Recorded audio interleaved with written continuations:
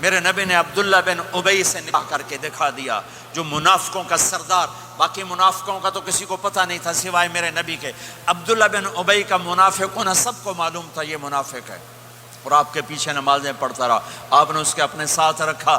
ایک دن آپ پانی پی رہے تھے، عبداللہ بن ابی کے بیٹے عبداللہ پکے صحابی تھے، کہنے لگے یا رسول اللہ تھوڑا پانی تو بچا دیں۔ آپ نے کہا کیا کرو گے؟ کہا اپنے باپ کو پلاتا ہوں شاید ایمان مل جائے۔ آپ نے پکڑا دیا، گھر آیا، کہا ابا یہ پانی پی لے۔ کہنے لگے یہ کیا ہے؟ کہا یہ میرے نبی کا بچا ہوا پانی ہے، پی لے شاید تجھے ایمان مل جائے۔ سنو، کہنے لگا وہاں سے کسی کا پیشاب لیا وہ پی لوں گا، یہ نہیں پیتا۔ کسی کا پیشاب لیا وہ پی لوں گا، یہ نہیں پیتا۔ وہ واپس جا کر کہنے لگے یا رسول اللہ اجازت ہے میں اس کا سر اڑا دوں؟ آپ نے کہا نہیں، تیرا باپ ہے، یہ کام نہیں کرنا۔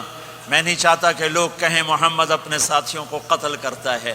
اور جب وہ مرا کم وقت ان کے بیٹے آئے، یا رسول اللہ میرے باپ کو جنازہ پڑھائیں گے؟ آپ نے کہا پڑھاؤں گا۔ کفن دیں گے؟ کہا دوں گا۔ کہ اپنا کرتا دے دے۔ آپ نے کرتا اتار کے دے جا، اس کو کفن دے دو کہ شاید کم وقت بخشا جائے۔ ہے، اور اب اتنی نفرت ہے کہ ایک دوسرے کا جنازہ بھی نہیں پڑھتے، سلام بھی نہیں کرتے، مسجدوں میں لڑائیاں ہو رہی ہیں۔ آپ نے کرتا دیا، اس کو پہنایا، آپ جنازے کے لیے کھڑے ہوئے، حضرت عمر آگے آ گئے، یا رسول اللہ آپ کو پتہ یہ کون ہے؟ کہ عمر مجھے بتاتے ہو یہ کون ہے؟ مجھے نہیں پتا کون ہے۔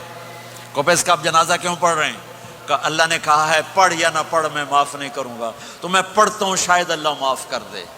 یہ میرے نبی کے اخلاق، یہ میرے نبی کے اخلاق ہیں، یہ میرے نبی کی خوبصورت زندگی ہے۔ آپ نے جنازہ پڑھا دیا، پھر اس کے دفن میں شریک ہوئے۔ آپ پیچھے پہنچے تو وہ قبر میں اتار دیا تھا، کہ باہر نکالو۔ قبر سے باہر نکال کے اپنے لعاب تھوک کو منہ سے نکال کر اس کے منہ میں ڈالا کہ شاید اس کی بخشش ہو جائے۔ اس کو دیکھ کر 100 منافقوں نے کلمہ پڑھا کہ اتنا بڑا خلق صرف نبی کا ہی ہو سکتا ہے۔